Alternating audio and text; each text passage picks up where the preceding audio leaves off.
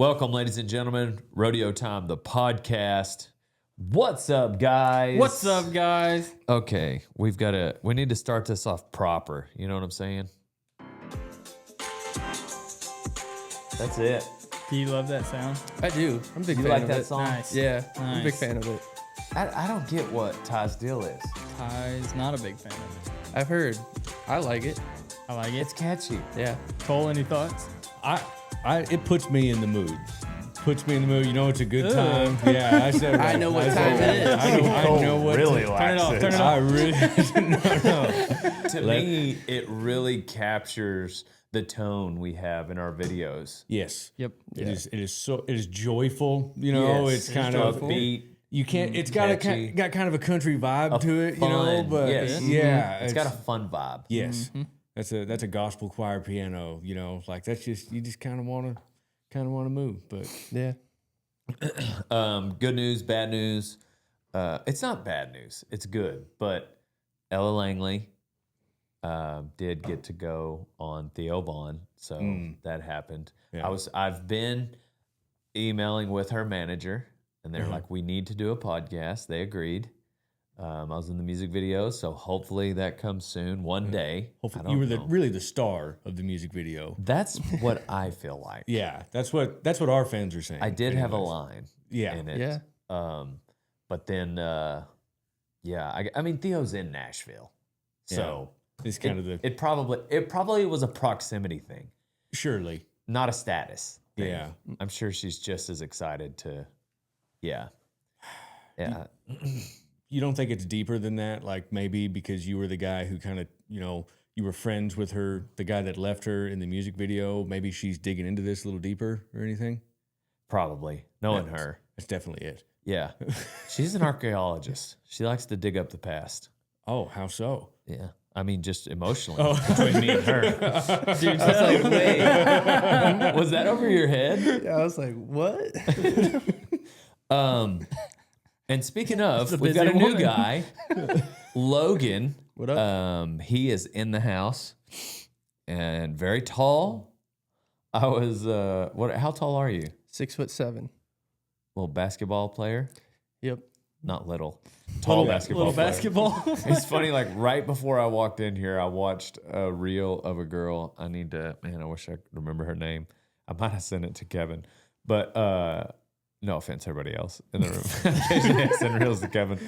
And he was like, and she said, she's super hot. She's like, what if we treated fat people like we did tall people? And when you walk up, you're like, oh my yeah. gosh, you are so fat. How much do you weigh? Are both your parents fat like Are that? both? I did send it to you. Are both? Which parent did you get your fatness from? Yep. Oh, Are you a golly, professional eater? Oh, your Yeah, dad's that's what side. she Your said. Have dad's you side, seen it?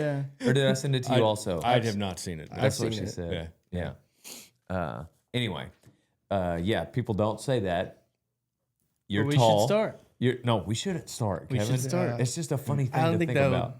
would do well. Yeah, that would do well with us. Only one way to find out. Yeah. Well, you did play basketball though, I did. because that's my follow-up question after I ask. You know, like, are your parents tall? Like, how was basketball? Oh, yeah. Were you? I don't know much about basketball. So, what position did you play? I was the center, which is the 5 spot. Right. So I was the big man. So I was the guy getting the rebounds, doing post hooks. Nice. And were you? You know, forgive me for being offensive. Were you any good at it? Wow. Wow.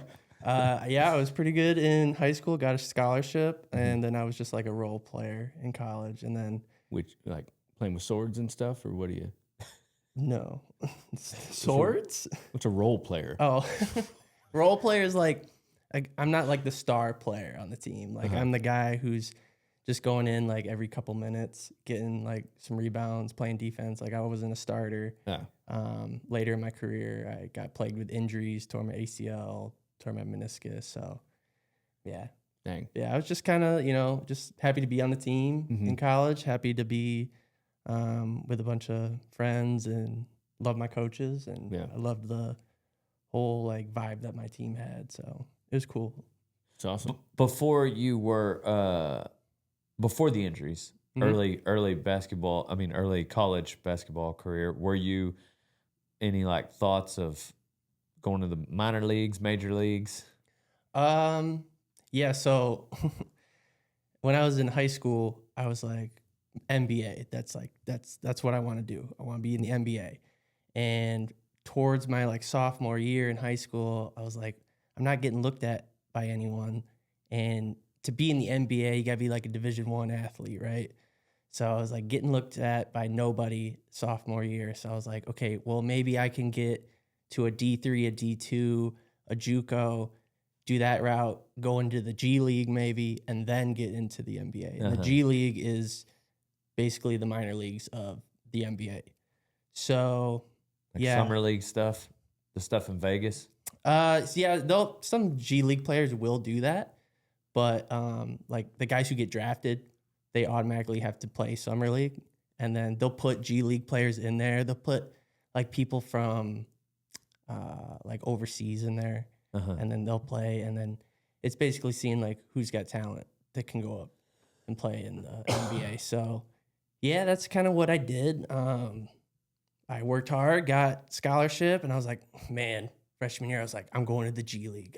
My dad was gassing me up too. He's like, dude, you're going to go to the NBA. You're going to go to the G League. And I was like, oh, yeah. And then like week 2 of practice, I was like, yeah, I'm not going to the G League. There's no way. There's no way. I was playing in high school. I was playing like farm schools, small schools. And then like I go into college and everyone's good in college. So I was like, oh, yeah, this is a lot better talent here. Like I'm not going, but I got better. And then about my going into my senior year, before I tore my ACL, I did get a letter saying like from a team in Italy, like, hey, we want you to come out and play. And I was like, maybe.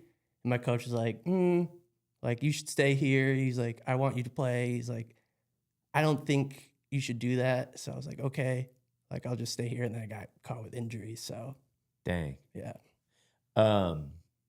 What was the biggest difference of, like, specifically something you noticed about the talent level from college compared to high school? Ooh, everyone is a lot quicker. Everyone can jump high. Like everyone on every college team can dunk. Like in high school, I was the only guy on my high school team who could just dunk a basketball. Go to college, even like the small guards can get up. And I was like, wow, everyone has hops. Everyone is quick.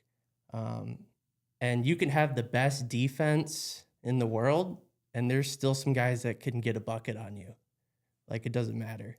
Yeah. And that's like a big thing in the NBA. Like, a lot of people don't like how the NBA is, and they like how college basketball players play. And college basketball is like in your nose, in your face, tough defense. And then they go watch NBA, and it's like one-on-one. And some people don't understand that, like, all those guys in the NBA can get a bucket on anyone. Even the guy in, like, the last guy on the bench, he can get a bucket on the starter. So it's like everyone can do like the same moves almost. Everyone has a bag. You don't know what everyone can do on the court, but I don't know. It's just I like watching the NBA, and a lot of people don't. But I get it. I get it. I love watching the NBA. To me, it's fascinating what those grown men can do. Like, I don't know. Like, and it's cool too to watch college players because that's even above. Yeah. I played half of a season my senior year of high school, and I was like, I got cheered for if I shot the ball, much less the few times I made a basket. You know, like I was just the coach needed to pad the bench, and I was that guy. But anyway, I guess sucking so bad at basketball is maybe what made me enjoy watching it, because it's like, dang, that's really impressive. And so, yeah, I just don't have a problem watching NBA. No, I mean, sometimes the politics get a little out of hand, but like what you're saying, the thing that even the deepest guy on the roster is able to accomplish is crazy. Yeah.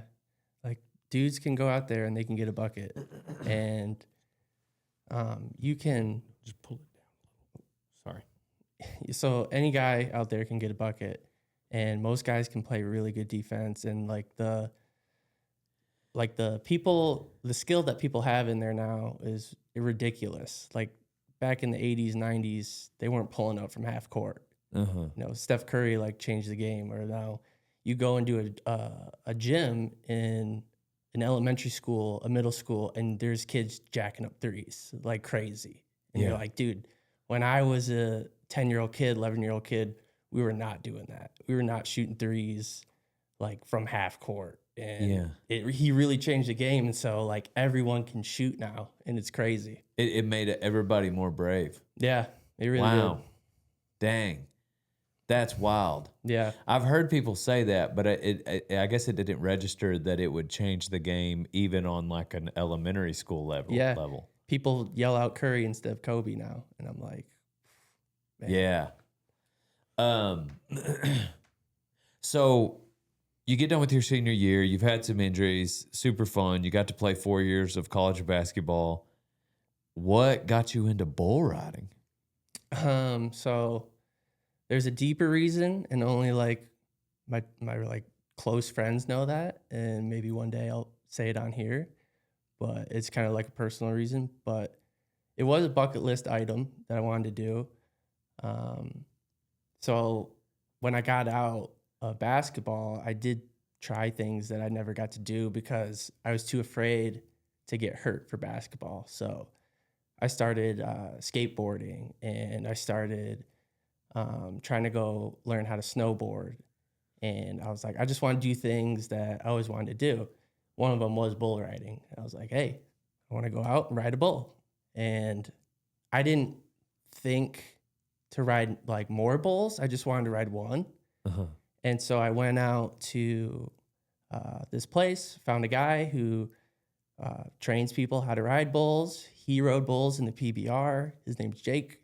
Shout out my dog. And yeah, he's like, hey, what do you do? And I was like, I make videos. He's like, I need videos for my Bible camp. I need videos for this rodeo. I'm like, okay, yeah, I can do that. Made those. He took me to the PBR. He's like, hey, make this video with me at the PBR. And I was like, okay. And he's like, for payment, I'll let you ride as many bulls as you want. I was like, okay, cool. And he was gassing me up, kind of like my dad with basketball. He's like, dude, you could do something. He's like, I'm seeing some pro moves out of you. I think he was just, trying to make me not scared to keep riding. So yeah. And it worked because I was like, yeah, let me get on another one. And yeah, and I use those videos to be like, hey, I made some videos in bull riding, and I'd love to edit for the Dale Brisby channel. So, Yeah. I would say you've got the most experience filming and editing out of anybody that's joined the media team. We've had a couple others that have done like some light to moderate. Slice had, Jacob had, they had done a little bit. I'm trying to think of who else, but I think you have the most experience. So yeah, you've already made almost half a dozen videos. You've been here. This is your second week, right? Yep. Yeah. Yeah. But back to the bull riding. How many bulls have you been on? 12, and the 12th one tore my pec. Yeah. So, yeah, I'm sidelined for 6 months, they said, which kind of sucks, but yeah, gotta do it. Right. So regardless of what the reason is that you started riding bulls, do you feel like after a dozen rides that there's a fire in you enough to ride a dozen more, 100 more, 200 more? Oh, yeah. Like when we went out for practice, I was just like, man, I wish I could get out and go on one. Yeah. Like here. Yeah. Yeah, when you were filming here. Yeah. When I was filming here, when I was just like opening the shoots for practice one time, and I was like, man, I want to get on at least one. But, I'm just like, I'm following doctor's orders. I'm like, I'm not going to do something stupid. I get that. How similar is your passion for bull riding to what your passion for basketball was?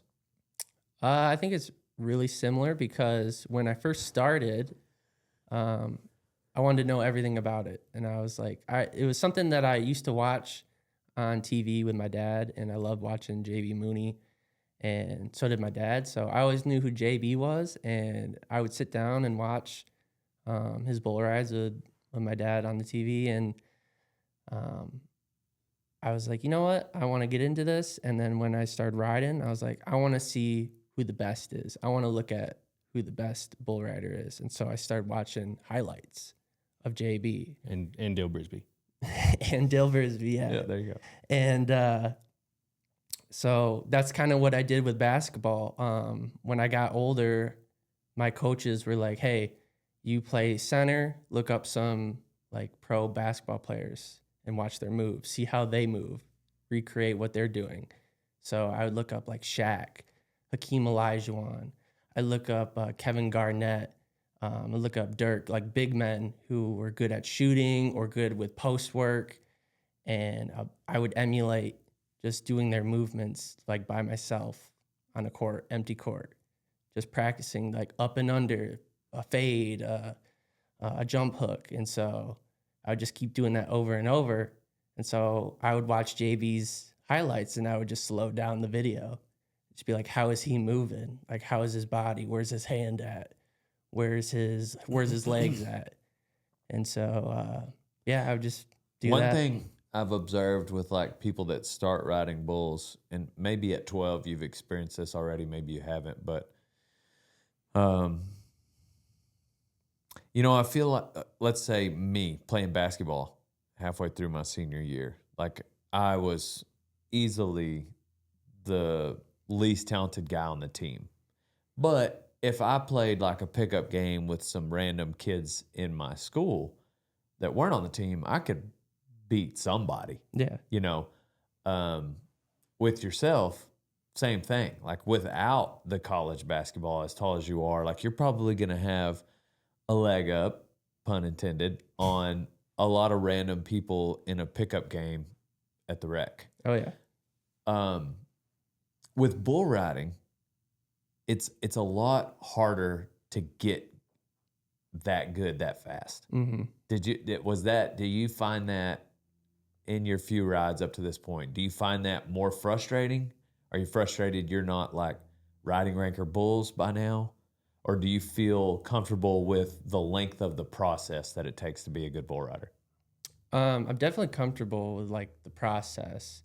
I did think it would be easier to stay on than how I imagined it.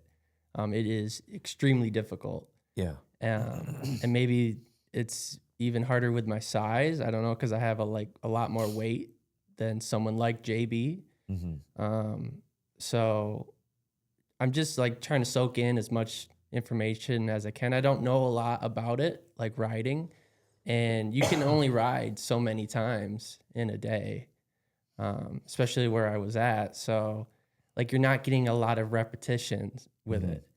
And that's kind of what really irks me the most is like I can't get on all the time and just keep practicing. And You can just play basketball all day. I could play basketball all day. I could go up to the YMCA. I could go up to the school. I could go out in the park. You can shoot by yourself. I could shoot by myself. I could practice moves in my room. And it's just like, not the case. you can't do that with bull riding. So that's like the one thing that I'm like, I wish I could just do something at every moment to get better. And yeah, I'm just soaking information, and whatever anyone tells me, like I'm about it. Like I'm going to try and do whatever they say and do the best I can. Yeah. Who do you think's the best basketball player here? Me. I'm taking me. All right. Second best. Well, Ty knows a lot about basketball. He does. So I feel like Ty is waiting for me to come on the court with him. I don't think Ty's naive enough to think he can beat you, though. He might be good, but I don't think he was Thought college. it could beat Hall. Yeah, Hall. Yeah. I would like to see Hall against our Yes. man here. Hall's not. How tall was Hall? 6'2"? I think so. I forgot when I measured him. I think Logan's still got him. Yeah. Yeah. You're definitely the tallest guy we've had in here for a while. How tall is Dalton? I don't In remember. between Hall and him. Yeah. Somewhere in 6'5", there. maybe Right. 6'4". I did walk in a random store down here, and the guy, he said, "You are the tallest person I've ever seen." And I go, "Really?" And he goes, "Yes." I go, "Do you want a picture of me like on the wall?" He's like, "That would be amazing one day." And I was like, "All right, maybe next time then, man." And so I was like, "Okay." Yeah. Not too many tall people. You should show back up with a framed picture of you. Be like, hang this up. Like, Hey, I signed this for you. Yeah. yeah. That's a Del Brisby thing to do right there, man. That's pretty Just awesome. sign it, tall guy. Yeah. Kevin, here we are talking about college basketball. Ella Langley music video, did the intro. I can tell the only thing you can sit and think about is how sad you are that we turned Pig Dog loose today. What's the deal, bro? I'm not as sad as I am excited that one day we will see him out there With that ear tag. with that ear tag on. 42, and we'll know it's him. Oh, yeah. Not 41, not 43. Our wild pig is number 42. Yeah. He just comes chasing you. He remembered. If you find I think I yourself would run. you find yourself in Young County hunting pigs and you come across a 42 ear tagged Yep. wild yellow pig, just let him go. If you shoot him, just let us know. Yeah. I just want to know. Oh yeah, that's true. Yeah, you can shoot him. We would just really like to get. We would should like have to know. weighed him. We should have waited. I bet he was. We carried him. What do you think? 80 pounds? Probably a little lighter. 75, 60? Yeah, 60. Somewhere between 60 and 70 pounds. Yeah. Because we had to pick him up to whenever we Yeah, I bet 60. castrated him. Yeah, we didn't turn loose a boar that is going to now go repopulate the county for us. Nope. We felt like that was the responsible thing to do. Right. We did And the only reason I cut him responsible loose is because we had decided we weren't going to eat him. Right. thing. Yep. Do you want to tell people why we decided not to eat him, aside from the obvious sentimental attachment? Yeah. So I don't know if obviously you guys must spend a little bit of time on the internet, seeing as how you're watching a podcast. But if you're familiar with Parasites, We are scared to death of them right now, and we think they're in everything. yes, We're staying away from sushi. We're staying away from wild pigs. it's tough. Steak tartare is off the menu, Dude. guys. Off the menu. Yeah, it's tough. I don't know. We talked about it a lot last night. And so I went home and obviously did some research on my own. And yeah, they're really, it's working. It's finally working. It's finally working. Did you turn your mic upside down for that? Yo, That was an experienced podcaster move. that was wild. That was wild. Yes, you were It's saying the first time I'm on the podcast. I think I can explain. I've been on the carnivore, but for like 5 days, I was like, you know what? I think I'm going to put milk back in. Like I was strict carnivore, like meat, like just meat. Oh, the milk and just water. came out. And then I was like, you know what? I'm gonna drink milk. And well, then like a few days later, I decided to go back to just meat. But in that time, I'd ordered some raw milk, and so now I got 2 gallons of delicious raw milk. And I was like, I can't let this go to waste. I better drink it. And so today at lunch, Oh boy. I had Yeah, milk a down. cup of milk. Last night I had 2.5 glasses of that stuff. What makes the milk raw? Well, it's not pasteurized. It's the Yeah, pasteurized. pasteurized. Yeah, I know what that means. Could there be parasites in the raw milk? Oh yeah. Yo, Oh yeah. he's getting Yeah, wild. Most definitely. Oh no, it's not going to stop. You got something in your britches. This is what we're talking about. The parasites. Hey, Do you not I see how will big of a problem say, it is? Because it came up, because you brought it up, not because I farted. I wasn't going to acknowledge it, but you guys did, which I know it's hard not to acknowledge. Yeah. But I pass gas way less on carnivore diet. Is that not crazy? Really? I thought it was the opposite. No, bro. You'd think that. But like the first year I did carnivore was 2023 and it never happened. But I used to be, that was my thing. I could do that on command. Yeah. You know, as a comedian, it was like kind of like the only funny thing I did as a comedian was like, Pull because my like finger. a joke doesn't land. You just fart. You just fart. Poorly On command. timed farts. It's just like pure gold, you know? Or opportunely timed Yeah. farts. That's, yep. Anyway, not quite the backup plan anymore now that I'm on carnivore. The parasite talk we had last night, so it got me to thinking because we talked about all the symptoms of maybe if you have a parasite. And one of the ways to catch a parasite, or at least to, you know, for one to be living inside of you, is from consuming raw or undercooked meat. And it made me think about a certain influencer who has gone off the rails as of late. Oh. Do you know who I'm talking about? I don't even know if I want to say his name on Liver here. King. Yeah. Yeah. Why Dude. wouldn't you want to say his name? I don't know, just because he's crazy and he Dude, lives we're in Texas. Team Joe Rogan. His like I agree. I just, manager stopped by the Houston booth one day, like a year ago yeah, or something. he knows about it. He's got to. Yeah. He's in Texas. He's been trying to get on Rogan. You've been on Rogan. He showed up to fight Rogan, and He's gonna show up to fight you. we've got hope not. We've got one guy over 6'5". You know, He would Joe Rogan would murder Liver King. absolutely. I just don't want to touch him. But I'm pretty Yeah. sure Liver King would Liver King would definitely kick my I don't know. easily. Regardless, we were talking about like maybe parasites make people act crazy because they say that like the reason, if any of you have been around livestock and you've ever like watered livestock in any sort of tank, like a trough, you know that grasshoppers just commit suicide. They dive in them. You take a grasshopper out of it and it'll jump back in. Really? And I saw on the internet that like that's because they have parasites and the parasites reproduce in the water. And so like you can take a grasshopper or bugs that jump in water and they'll, you know, a parasite will be in them. I don't know. It's just a theory. Maybe Trying to think if parasites I've make ever people crazy. Yeah. Drank from one of those, like I have. Oh yeah. Dude, yeah. I have too. I've drank out of a puddle on the ground. Yeah, I've got him. Just to be safe, Dead look, from it. if there's a chance we have a parasite and it might make us go crazy or raise our anxiety, it's like if there's a chance, it's not like we have to go that far out of our way to do a parasite cleanse, I believe, right? Dude. Like it's pretty easy. Yeah, I liked the way you reasoned and rationalized. You know, they say that like if you fast, it'll help decrease your chances of cancer. Like fasting is free.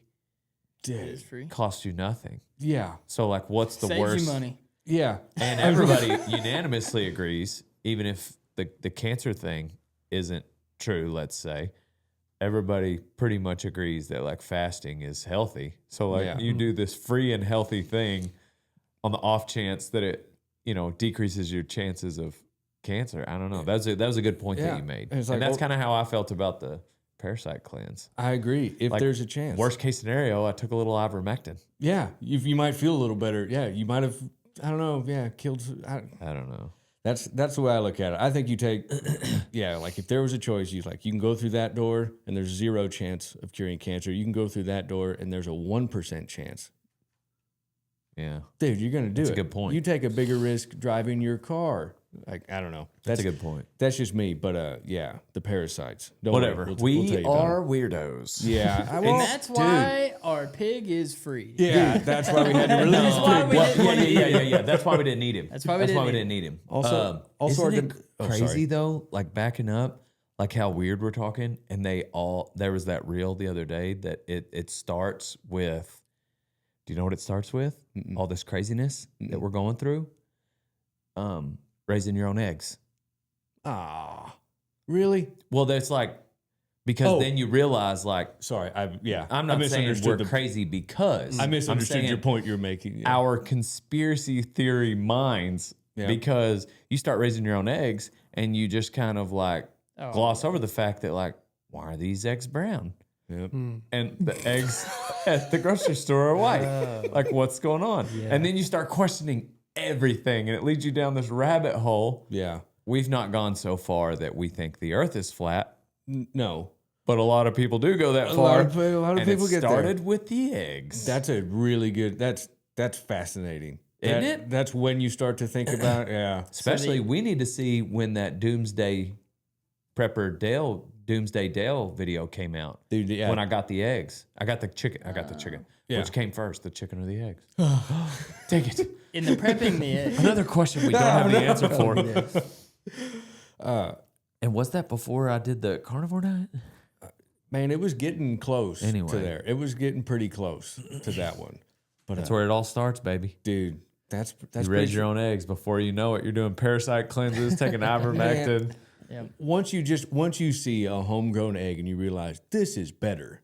This is better in every way. And it was for all intent and purposes, this was free. You know, I mean, you feed chickens, you put out water. I understand chickens aren't free, but I just woke up one morning and there was the cleanest protein possible. I like You how know. you said better though. Like if you don't have access to homegrown eggs, like Yeah, eggs from the grocery store are still good. absolutely. Yeah. The beef I had for lunch came from Walmart. Dude, when you started, back when I was stealing eggs from you, back when you started feeding feeding your chickens your meat scraps. Scraps. Because at first we were told that you shouldn't feed your chicken meat because then they'll eat eggs. And then Or they'll eat each other. They'll eat each other. More And well, than then they Dale already do. started, because, Dale started carnivore. There were a lot of meat scraps. I mean, even just fat. And these chickens, dude, the eggs, the yolks were more orange. The shells were thicker. Those were some healthy chickens. Yeah. They're still with us, most of them. I didn't mean it. Yeah. But The chickens? yeah, aren't No, they? some's going through them. Well, Ah. I've lost like 4. Yeah. It was not the meat. Yeah. See, you No, back up. they've been eating meat for years. Yeah. Yeah, like Even in the Dale's last chickens are month, carnivore. something went through them. Yeah. So you start raising eggs, all of a sudden you're taking cold plunges, stocking up on 22 ammunition, and we got catfish in the tank. Like, I'm happy with this. The actual fish. Yes. I was about to Yeah. say, no, catfish is in the ground. He's Yeah, I know. he's by the tank. I always like to correct. By the tank. Whenever we got somebody new and they go and like somebody where catfish is buried is actually kind of a convenient place to pee. So you always got to Yeah, make we didn't sure, think about like, that. Yeah. well, no, I mean, we'll never forget him now. It's like, you don't pee on catfish Yeah. is great, but if somebody's over there, you'd be like, hey, you guys remember Dale's dog Catfish? They go, oh, yeah, I loved Catfish. And it's like, oh, well, You're peeing on him. yeah, Yeah. yeah. Tell him that. We never did the tiny headstone thing. We should do that. Should. I thought the Where is headstone the that we headstone? found creeped you out. Yeah, it did, but where's it at? I bet it's still in there. In the round building? Did you not? Have you not looked? I have not. You found a tiny headstone, and In the round building. does yeah. it say Catfish or is it blank? No, was it a baby or was yeah, it I think it was a baby. Yeah, we think it was a We're child. gonna spin it around. And Oh, we'll just like write catfish. that's nice. Yeah, That'll be good. I think we should. yeah. If we're on that one, then we also need to make one for Boone. On close to this anniversary of Boone's birthday, we should. Right. But Yeah. but I think, yeah. That post went bananas. Oh yeah. Everybody loved him. Everybody loved Boone. You And I couldn't. forgot. could you I not? forgot that. Yeah. Yeah. You never got to meet him, but Everybody loved Pig Dog. I Boone- like Pig Dog, and I only saw him on video. Yeah. I will Big say, Dog was. I was actually Yeah. kind of sad editing that today. I was like, Pig oh, Dog. man. He was a little harder to get. the domestication process was not moving very forward with Pig Dog. It was hard. We had Whenever, everybody keeps asking. I caught that pig, and then I caught a baby pig out in a wheat field, and I addressed the question of like, what are you gonna do with him? I don't know. I caught a pig. That's fun. Can I on, not man. just have fun for a minute? I caught this pig. Throw him in the trailer, feed him total feeds for 4 months, and I don't know. I don't want to. I mean, if we were gonna eat him, I used to eat wild pig all the time. Still could. We turned him Every- out for a little while. Every size get it? pig, Parasites. every size pig to me tastes good. Like I've 320-pound boar I've ate before, muy bueno. In tacos, and we would cook them, put them in gallon size, and then we would freeze it, and we would eat it like all the time. And so I was like, yeah, we're gonna. Well, then we got nervous with these parasites, and I was like, all right, well, I guess we can't eat him. Well, I don't want to kill something just to kill it. Yeah. You know what I mean? And I'm not saying I've never killed a pig before without eating it, because they're like cockroaches in Texas. Yep. And so I am guilty of, yes, I've done that before. But most of the time, we would usually try to harvest the meat. But if I look the pig in the eyes, like almost every day for 4 months, Yep. I definitely don't want to kill him just to kill him. He's got a cool name. He had a name. Yeah, we named him. Yeah. Again, we named him. Can't name him. Yep. What if So, we give the I pig cut a him loose. parasite cleanse? What if we give the next pig a parasite cleanse? That's probably what we should have done. Yeah, maybe we should do that. I mean, we deworm everything. Yeah. There's dewormer for pigs. The pigs are an outline of the pig is on the. I mean, maybe we could have just done that. Yeah, that's what I'm saying. That's why I deworm myself, because like we deworm all these animals all the time. Yeah. I guess I just kind of thought like maybe there's like some type of wild pig worm that the regular ivermectin may not Yeah. get to get. Yeah, I don't know. If you know more about parasites than us, which you very well might, please respond in the comments. Send us send us some I stuff. do not want to get taught about parasites What by, are you talking by someone in the comments. I'd rather live in oblivion.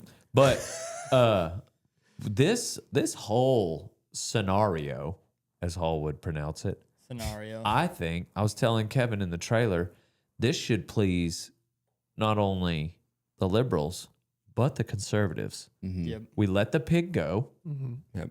so check on the left, Right. but we castrated him. Another check, Check for the on the right.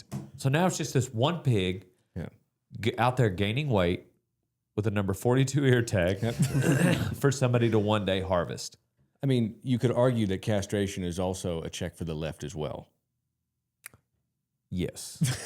Yes. It's a good point. You know what I mean? It's a good point. Yeah. I mean, But he decided. we kicked him out at Wacomole, and we're just going to let him put on a few LBs. He stood there and stared at the opening of the trailer for a second, and Dale was like, "Oh no, he's institutionalized. he doesn't know what to do." I mean, heck, he's been looking at a metal wall for 4 months. Now he was outside of it, staring at it. No, it was 5 months because it was before I went to Vegas. We were getting ready. It was that buck out. Yeah. Y'all, the Vegas crew had already left, and then we were getting the ranch ready for me to be gone, getting Dylan situated in his security hut. Yep. And we had it was the last buck out before I left, and that's when we heard him in the background. And that would have been the beginning of December, and now it's mid-April, so That was the last time I ran that fast. 5 months. Same, brother. Dude, we were so gassed. So gassed. I wish that I had the same level of conviction in my heart with every decision as I did when I ran down that trap. Because, like, I'm chasing this pig, and Dylan was like, "He gone," is what he said. And you can watch the video, and he's like, "He gone." But I just knew, like, I never checked up. I immediately said, "No, he's not." Like, I knew in my heart and in my soul, we would catch that pig. Yep. And there was no way. I mean, yes, I knew that the back corner is where they were probably going, and it was like net wire. Maybe Dylan didn't know that. But even then, like, it's a long shot that we catch this pig. Regardless, like, So the conviction I had in my heart was strong. And I wish I had that same conviction for every decision. It worked out. You know what I mean? I'm an I know what you mean. indecisive rascal. Take a while in the gas station, picking out a snack. Well, yes. Yeah, stuff like that. Something simple like that, you bet. Yeah. Yeah. I mean, like, sometimes little thing. But I was trying to make a financial decision, and I called my financial decision friend that That's why you called me. I usually call, like, I don't know. I call, here it is. I'll give him a coin. shout out. Jeremy Melanson is his name. He, if you're in the Huntsville area, he builds custom homes, nice ones. Plug. Turnkey custom homes. Yes, definitely a plug. Give Jeremy a shout if you want a home built. He's the most honest, brilliant human I know. Anyway, I called him and I was like, should I do this thing? And I explained everything to him, and usually he's got a pretty clear answer. And he said, sounds like it's fine if you do, it's fine if you don't. Yeah. I was like, son of a gun. And now all these decisions will come across my table, and I'll realize, oh, dang it. This is one of those it's fine if I do, it's fine if I don't decisions. Like, cause So now it's just up to personal preference. yeah. And then I get super sideways on what my personal preference is because I just start overthinking it. Classic overthinker over here. And so, anyways, yeah. But you have a lot of, I mean, you have a very large Rolodex of friends. I think you're a good friend to all of those friends as well. What's the word I'm looking for? You rely on that, like you seek out advice from your friends a lot. Yeah. I feel like that is something you genuinely do to all of your friends. Yeah. I don't know if that's something that you're conscious of at all, but I don't know. Oh, for sure I am. I don't know if that was a question I was asking. For sure I am. Yeah. Yeah. I think that seeking wise counsel is important. Yeah. And in all of those, my indecisiveness, like I've always just have people that I called. And so like Jeremy, I would ask advice. We were traveling partners. And anyway, I would ask his advice. Usually back in the day, it was mainly like just life stuff. And then my granddad is who I would not. That's where the term I wouldn't tip a waitress without calling him to ask how much. Like now that person is Jeremy, but back then it was Pawpaw. And when he died, I remember being sad, like so sad, because I loved him. And then there was like a few hours later, when he died, I had been on the phone with him 5 different times within the previous 24 hours. And I was like, I think I've talked to him a lot lately. And I looked at my phone and he was helping me with 5 different financial decisions. They were all separate. One of them was the company was trying to decide whether to buy a new pickup or a used pickup. It was a house, some other things. Like it was literally 5 deals. And all those decisions were not yet made. And so I'm sad that my granddad's gone. And then a few hours later, I realized like, oh man, it sounds simple, but like when somebody dies, you realize the finality of death. Mm. Yeah. Mm-hmm. And I'm sure you've all lost someone. We've all lost someone. Mm-hmm. But like there's such a, I'll see him again later. Maybe I should tell them, but I'll see him again later. Like, and it's not something we consciously tell ourselves, like when we depart from a person. But then there's a time where you won't see them again later. And like with my dad, both my granddads, that happened. And the finality of death is so overwhelming, like especially right when you learn they died. Mm. And, with my dad, it was like, how am I going to do life? And with my pawpaw, like he helped me with life, but how am I going to ever make the right financial decision again? Mm. And so anyhow, I've got about 5 people that I call for, regularly on different subjects. And if any one of them passed, like there would be sadness because of our relationship. And then there would also be just an overwhelming sense of like just lost because I realized like I can't go to them anymore. Yeah.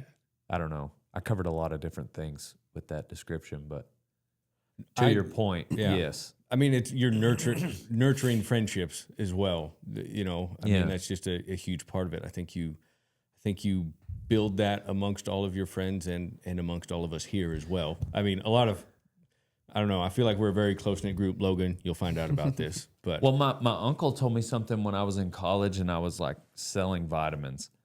He said, no is the second best answer you can get. Mm. And I liked it then. And even now, I think that like it means more to me just in life. That's helped me with business and sales and, go to get a new sponsor, go to whatever, somebody stops by the booth and, no is the second best answer you can get.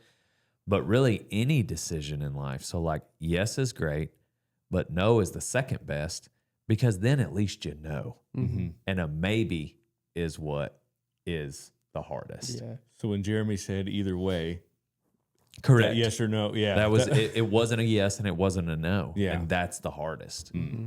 And so, going back to what circled, whenever I'm running through that trap and we could hear Pig Dog squealing. Yep. It was a firm yes. It was a firm yes. And it worked out. Yeah. And it worked out. So we took the long way around. What's up, bro tater chip? If you're trying to get swole-o-matic like Dale Brisby, then go to mountainops.com and use code Dale for 20% off. That's where I get my protein. My creatine, I use a pre-workout called Yeti that is phenomenal. They've also got your everyday energy called Ignite. So go to mountainops.com. Otherwise, you ain't no cowboy. And please use code Dale. Ever since I started riding bulls and punching fools, I've been wearing an American hat because I'm an American. I actually wore a different hat before that for the longest, but then my mom got a job. So wear an American hat, old son. Otherwise, you ain't no cowboy. Logan, what is it? I mean, I know the bull riding. Like, that's the main thing that brought you here.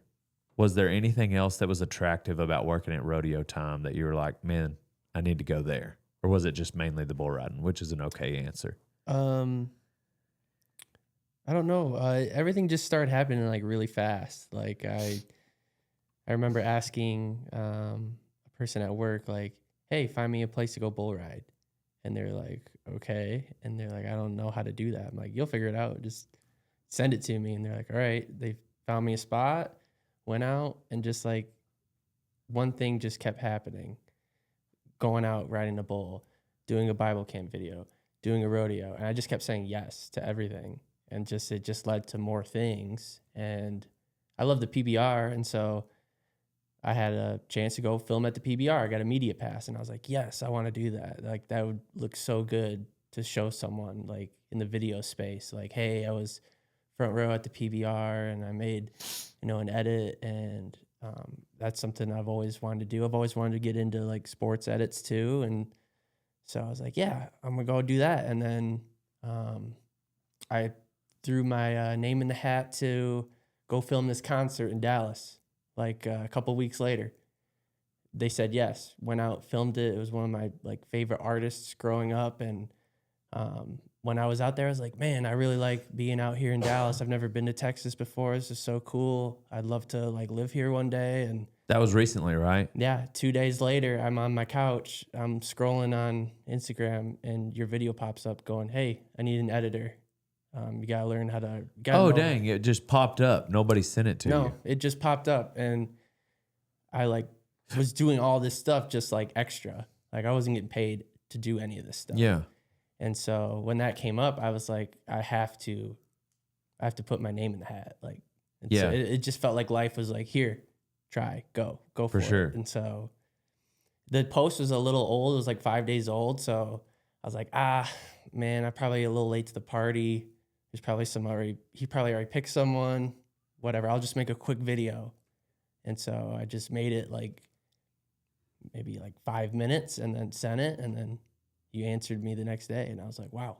Yeah. Okay. And I just kept saying yes to everything. It just went so quick. So it's crazy, man. Like we get a lot of inquiries about the jobs. And for those of you listening, like we have, the main way to keep in touch with me is like a text message. And I have this phone number, and those that want a job, text the word intern to my phone number. I'll say it now just in case somebody's listening, but 940-353-0890. And you can text the word intern to that. And when a position comes open, I'll text the group that has texted me that the job opening description. Mm-hmm. And so it's tricky because somebody might reach out in March and then we don't have a job opening till, September. yeah. And the job opening is for a media position where like, hey, if you want to learn to ride bulls, that's great. The job you would do for the company is film and edit. Mm-hmm. Well, they may be somebody that has no desire to do that. Yeah. Or the timing is wrong. And in September, they're now engaged or they just took another job and it's a dream job, whatever. And so there's a lot of people, thousands and thousands and thousands of people that have reached out. But usually when it comes time to fill that position,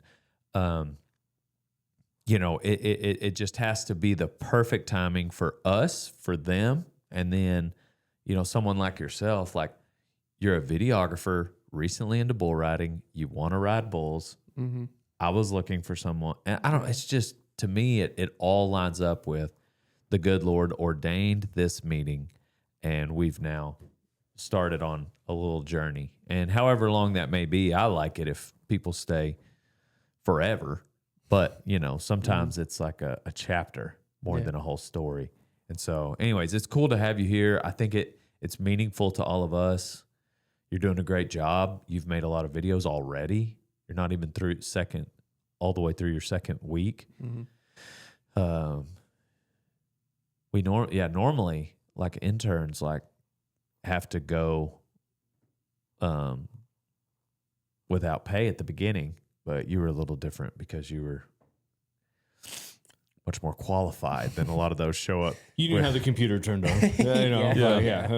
No offense to Cleveland, but No, we not had at all. to like hold his hand for a couple of months. Right. You were able to jump in. You're working on videos now. Yeah, I mean, I'm like I said, I came down here. I said to someone like, I'm sure you guys are gonna teach me some stuff too. Like, and Pecos has taught me already a whole lot just in Photoshop, and He's the master. yeah, he's a dog, man. He's a dog. Cool.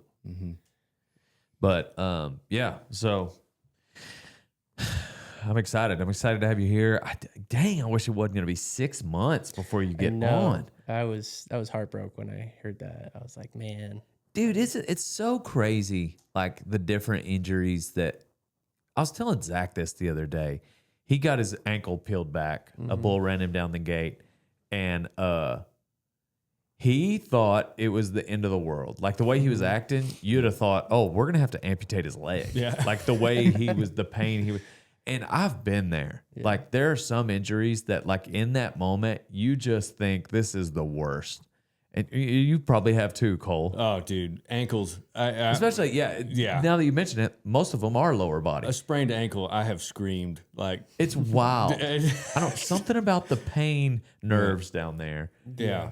But then on the other hand, like my back deal, when I messed up those discs, like I had no idea for months. And I finally got an MRI.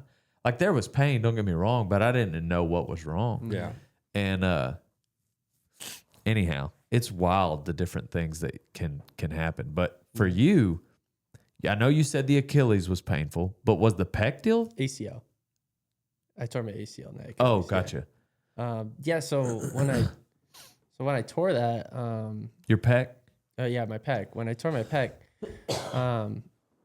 the bull whipped me around. I showed Cole the video actually, and you, but he tore me around, and when it happened, I didn't think I tore my pec.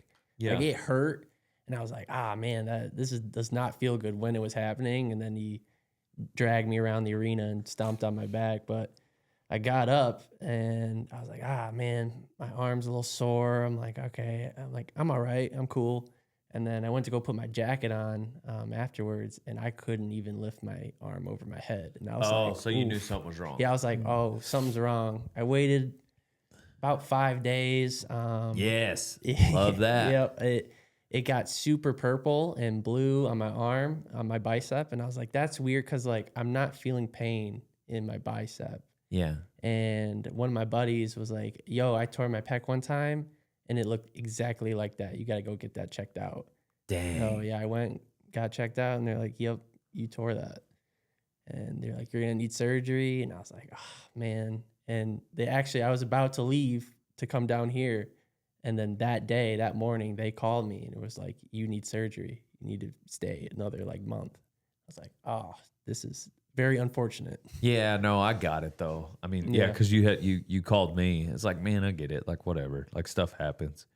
And don't get me wrong, I was super excited to have you down. But I mean, get it knocked out, because the quicker you have the surgery, the quicker you can start recovering. That's right. But I mean, what is it? This is April. So I mean, October, it'll be cooling off. We'll be bucking a lot. Mm-hmm. Lord willing, it's the same as it has been, where just all the above. Like the weather's good this summer and everything. Dude, but yesterday when we were at the tank, It's like the prettiest I'd ever seen the tank. It was also a pretty moment while we were there, but that was it is green. Yeah, this is one of those years that makes you love Texas. Yeah, for sure. It was super nice out today. Yeah. The last 2 years were like that. It was 3 years ago that it was hot. Oh my gosh, it was like record breaking heat. It's hot. It's hot. Hot. Wasn't it that summer? It was the end of that summer that I got the AC in the warehouse. I think so. Yeah. Yeah. And then the next 2 summers were pretty good. Yeah. Hopefully this one is. But if not, we got the AC. We got the AC. It's pretty nice. Yeah. Because that is the cool thing about this job. Like, barring like crazy rain and ranching, you just got to be out there all day, every day, which I love and respect about that. But like with what we're doing on the rodeo time media side of things, like we literally look at the weather each week. All right, what day are we going to buck? Yeah. What day are we going to, like, let's move it there. Yeah. It's going to be windy and rainy and 2 degrees. So we'll edit that day. Yep. Yeah. I remember I was on the phone with Chet when I moved here, and it was right before I left for the NFR, and I was out in the middle of a pasture, and it was like spitting rain, and it was windy, like it always is, and cold, and I was so sick. And I was looking through these yearlings, and he called me, and he was like, "Hey, did you feed that set before you?" And I was like, "Yeah, Ooh, and I just threw up on the ground. Like, dude, it was a bad day to be out there if you're healthy. Yeah. And I think about that moment, and I'm sure Chet maybe thought I was like putting on, but like we're on the phone. It's not like it was a FaceTime. I'm not trying to get sympathy from the man. But I think about that moment a lot on those kind of days when I was like, man, it's nice to just kind of like, we're going to go in here. Yeah. August 2nd. I don't know why I said August 2nd, but August, the whole world stops. Yeah. Around here. Like even ranching, guys are like, we ain't doing that. Because like when the stock can die just from like being pushed around, like 2 p.m., August 15th, the world is not operating. Yeah, we're done. Yeah, we're done. Yeah. You walk outside and it's already 95. First, the sun's not even up yet. Like that 3 summers ago. It was ridiculous. That was ridiculous. You just wake up mad because you'd walk outside and just be sweating. Yeah. Going to the car. I stayed up late one night till like midnight. This is when I first got down here. And I was thinking, you know what? It's like, I'm going to wait till it's real late, when it really cools off. And I just remember because I went outside thinking, finally get some nice cool weather. And it was 115 degrees at midnight. I was like, God. Wow. Yeah. I like it. The last 2 summers have been nice. It's really only been August. Like August gets hot no matter what. But like, dude, it's wild. Like I remember us making that joke about having a vest on in July in the morning, first thing. It's like, yeah, you could survive without a vest. But like, I remember like in a video where I was like, I got a vest on. It's July. Anyway. So get ready for that. Yep. Yeah, I'm definitely not ready for the heat. But I spent my whole life in the cold, man. So. Yeah, you just came out of Detroit. Yeah. Yeah, not known for the heat. I feel your pain though when you said like you wake up angry. That's how I am in the wintertime. You just wake up. I could imagine. And it's 5 degrees and there's ice on your car and you got to go into work and you're just like, dude, I'll muscle through in August. Yeah, that list. I think that would get old. Like how many months a year is there snow on the ground in Detroit? Snow can come in October. What's the latest it'll fall? Late April. Dude. Mid-April. I've seen it. There was snow on the ground. Can't do it, won't do it. Yeah, there's snow on the ground on Easter, like all the time. That just gets old, man. Yeah. Oh, tell me, I hated going out for like trick-or-treating when I was a little kid. Because you'd be like Spider-Man, but you'd be Spider-Man with a jacket on because it's already cold. Yeah. And you're like, I don't want to be Spider-Man with a jacket. Right. Gotta dress as Chewbacca every year. Yeah, with a parka on. Yeah, I hate it. Like whenever I'll say anything about cold weather. Oh man, you should try it up here. No, No, I won't Oh, try it yeah. up there. No. You live up there. People up there love saying that. When I first moved down here, I remember because I left Montana and I came down here, and when I got off the plane, it was 85 degrees, so I was sweating, and I was packing for Texas. So yeah, I was pretty like, I'll bring a sweatshirt. Yeah. And I get off the plane, the drive over here, like it's hot, and I get back to the bunkhouse, and I got a text message from Dale, and it says, "Hey, get settled in and everything. I left the AC on in there for you." He said, "I left the heater on for you." I went, Texas is crazy. I went, oh my gosh. I turned that off, turned the AC on. I opened a window. Cold front blew in. This is December.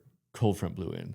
I woke up and it was 13 Texas degrees. And it's like a wet cold. It's terrible, dude. Yeah, those first couple months here. I had to call. I sounded like such a coward when I'm talking to people back home, and they're like, "Well, how's Texas? You sweating?" I'm like, "No, I'm cold right now. I'm colder than I've ever been When it before." does get cold here, it gets cold. Yeah. It's pretty miserable. And that was back when I didn't realize the bunkhouse didn't have any insulation. Yeah. Dude, why would somebody not put roll-up insulation? If you're going to go through all the rigmarole of building a house, like the paneling, like it was old, but like the roll-up insulation, bro, as expensive as it is to build a house, roll-up insulation is pennies. Yeah. It's pennies. It's so cheap. Yeah. And dude, anyway, But if you don't do it, nobody notices apparently for a while. Yeah. For a while. Hidden in the walls. Till Snowmageddon comes Well, in. we kind of knew like the heat of the summer, it was miserable in there. Yeah. The dead of winter, it was miserable in there. Like those months you can have the window open, Yeah. like it's fine, which that's any house. But I was like, so we went to remodel that son of a gun, and I'm Pretty glad nice. we did. Yeah. And I had one instruction to the demolition crew. Willie, leave this wall. Because it looked like that. Yeah. It looked like the walls in here, Yep. which were very expensive to recreate. Yep. But in the bunkhouse, I was like, dude, it's already there. Let's just leave that one wall. First wall, Willie runs a hammer through, starts stripping boards from. Something fell in there and like bounced and just shattered like the one new window in that on that same. Was the wall. light maybe something up? Oh, the beams because we vaulted the ceiling. Yeah, so they and cut so the those beam beams. out, and it like Yeah. ricocheted like off the ladder and just shot through the window. Yeah, I remember that.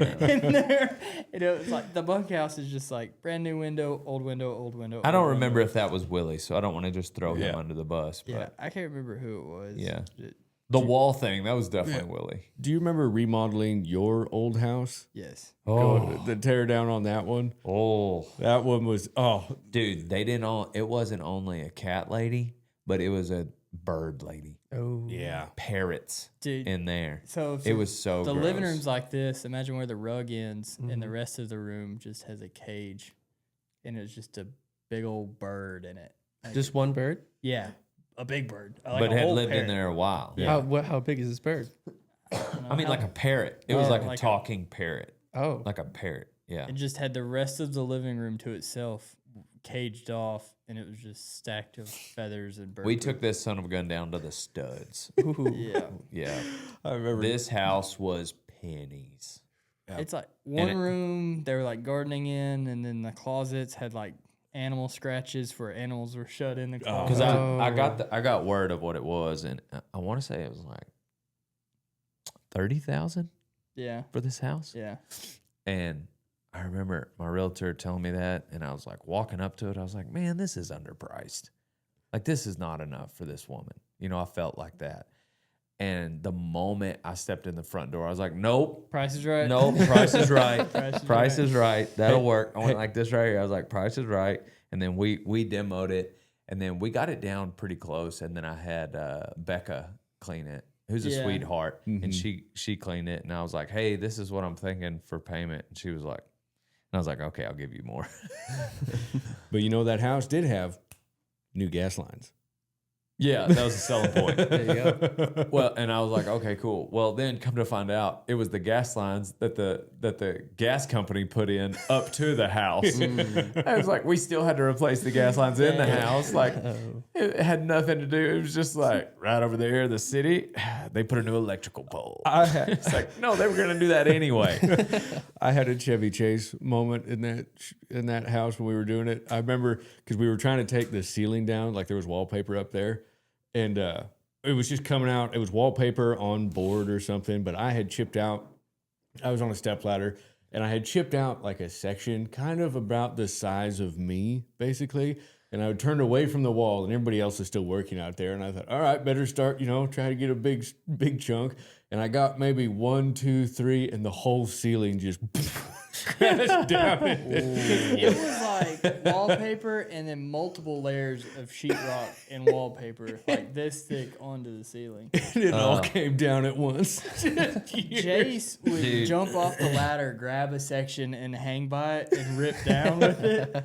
And he did that once, and I'm over here working on this section, and when he did that, it flung it like into me, and it hit the back of my head, and I just start to slowly turn around to see what awful thing I'm about to say to whoever did it. And Jason's sitting there, he's like, I'm sorry.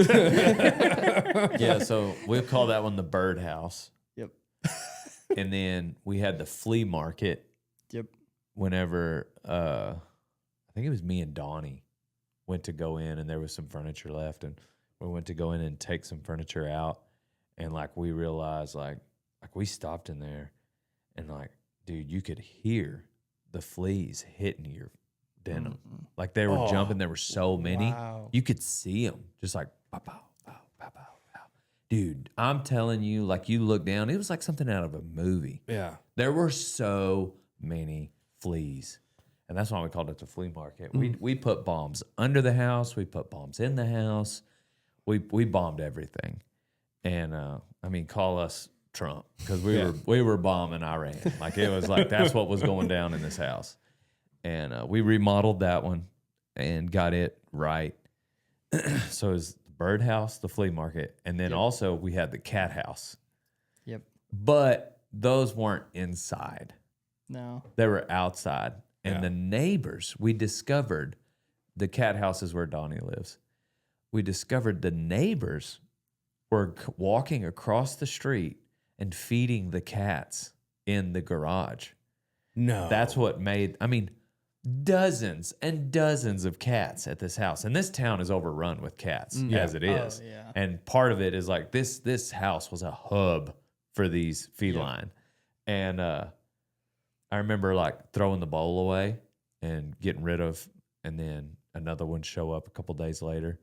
And then finally having a conversation with the neighbor, and they were mad. They were legitimately like, well, what are we going to do? I was like, feed them at your house. Like, I don't care what you do, but don't do it over here anymore. Yeah. They just could not understand. Like, no, that's where we feed the stray cats. I was like, not anymore, it isn't. That's where we That's Like, insane. don't walk on this property anymore. But it just blew my mind that like, oh, if I could get it like that you're doing that at the time nobody lived in the house.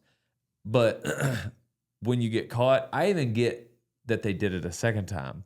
But to look me in the eyes and to be confused, like, what's wrong with you? Like, get away from my property right now. Stop feeding cats at my property. Who does this guy think he is feeding the cat drive or owning the cat driveway? Dude, Acting like who he does he owns the think? cat driveway. What do you It's mean? like, no, you're a normal enough human. You realize I own this house. You know what I mean? It's not like you think I'm just doing the community a service here, but anyhow. I get a little agitated. So yeah, those are our 3 animal houses that we got.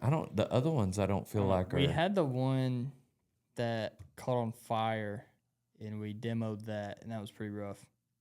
Yeah. The one that caught on fire, because like all the insulation, you would tear it out, and like at the old house, the insulation would just fall. This one, it was all just a dust, and now so when you would rip it out, it was just airborne. The instant you started working, and it'd just be airborne all day. Oh, yeah. Cole's house was pretty normal. Belknap house was pretty normal. Yeah.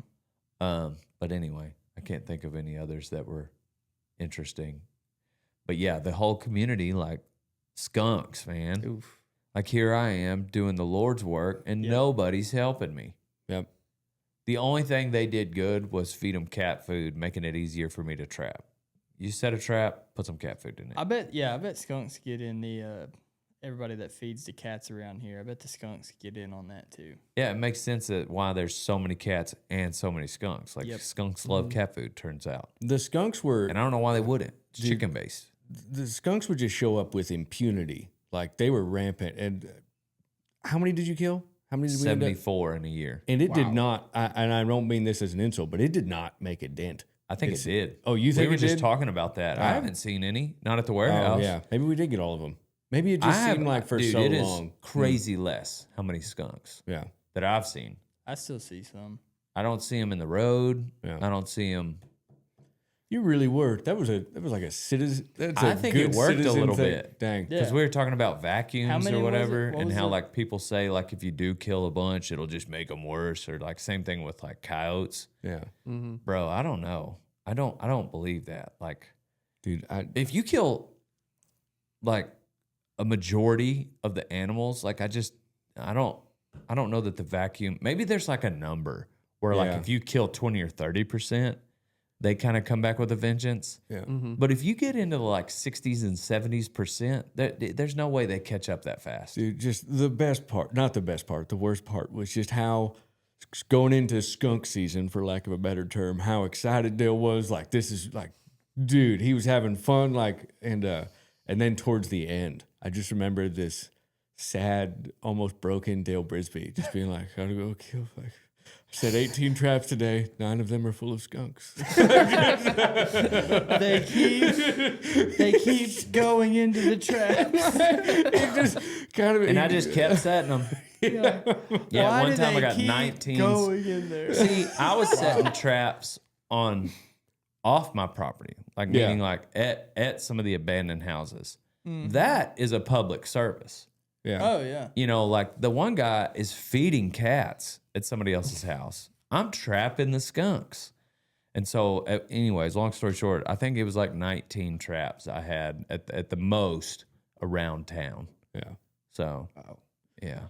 And I just go on my Can-Am and just Make the everything rounds. Make the smelled like rounds, dude. skunk. The Oh, Can-Am, my gloves, Oh, dude. the Us. my boots, me. I remember getting sprayed on the arm once and just like, ugh. And it is green, just like the cartoon. Yes, Oh, yeah. it is. It's Really? green. Yeah. Oh, yeah, dude. It We looks would have like the lemon traps lime Gatorade. in a bag, and you would open up the bag, and the green mist would like just come It's out. just like like in the Oh. cartoons, man. How long did the smell last? on your Not skin? as bad as a what? few months. Yeah. I was While like, we yo. were in the Yeah, like- rotation of it. You definitely got to change your clothes. Yeah. Yeah. Like, I didn't get I never got a direct hit like on my face. Mm-hmm. Like, that would have been obviously bad, or in my hair. But like, I got a direct hit on my arm. Like, you go take a shower, change all your clothes. Being in the vicinity would Yeah. make your clothes stink. But like, you go don't take a even shower. Have to take like a special whatever shower. You No, take a just normal like soap shower. and water, and then Okay. you need to wash those clothes. Yeah. The gloves got it kind of Yeah. stuck to them. Mm.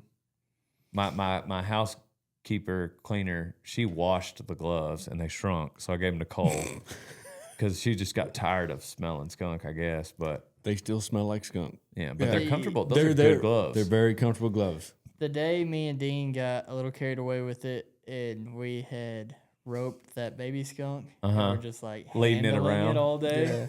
And we just got nose blind to it, and we're like, I think it's just not that strong, or I think he's too young to spray. But we were just like nose blind to it, and we go to eat lunch at the cafe, and everybody's just mean mugging us. Oh. And dude. we're both wearing his like swamper coveralls with like no shirt. Man, the confidence that Jackson and Cleveland had during the survival challenge that they were going to eat that skunk yeah. when they caught dude. that one.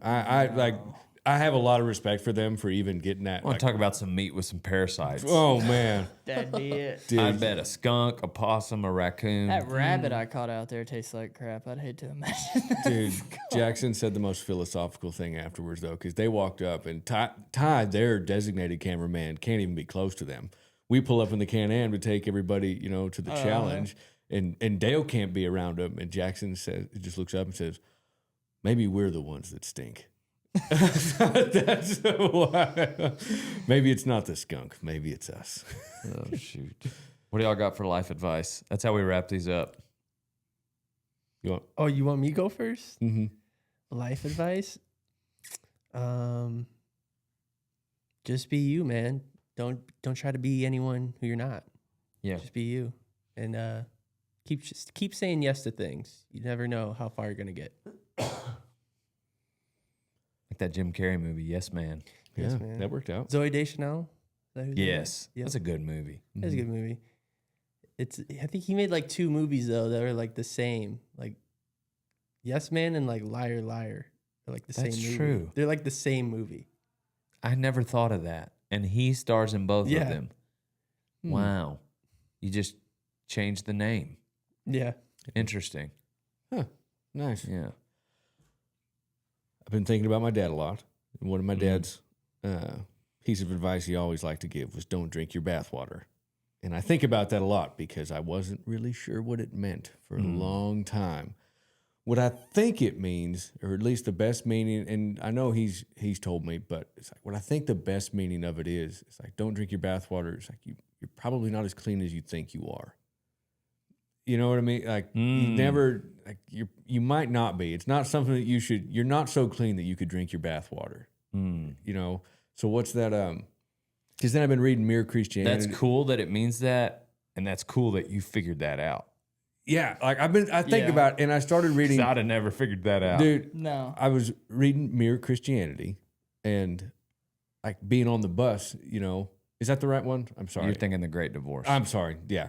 Still a great book. It was the audiobook, so I got lost in the title, but thinking of like being on that bus and, you know, like the people who think that they're Going to heaven. the ones that think they're going to heaven and the ones who aren't sure. And it really made me think that it was like, oh, of all the things to like not be boastful about, you know, and a lot of it's pride, but also it's just like, it's not something to be proud of. You're never so clean that you could drink your own bath Yeah, water. that's cool. Yeah. I like that. I like that book too. Mm-hmm. That was maybe the easiest read Yeah. of his. Yep. Yeah, mine would be no is the second best answer you can get. Yeah. Just because, yeah, like I think that fear the Lord is in the Bible a lot. And I think that when you do that, when you fear the Lord, it puts your heart in the right state of mind. So if you can have your heart in the right state of mind, and then I think it allows you to make better decisions. If you're following the Lord and you're in stride with Him the best you can be, then your decisions, what you want to do, is going to line up with His will. And so I think that those decisions are a lot easier to make. The black and white, yes or no. Anyway, fear the Lord. I guess that's my advice. What do you got, Kevin? Say slow down and be grateful. You know? Yeah. Yeah, I think it's easy to be like, to just crowd your day with things to do in your running from like when you get up to when you lay down. But like to just chill out, eat a meal, think about how great your life is. It's nice. Yep. I think that'd be it. And then also, while you're chilling, go to rodeotime.com and get some of the apparel. We're wearing some of it here. Rodeotime.com is what powers these videos. It's what's going to pay payroll for our new man, Logan. So look out for him in some videos. Look out for him to be riding some bulls soon. We love you all, and on to the next one. Pow, pow. Merry Christmas.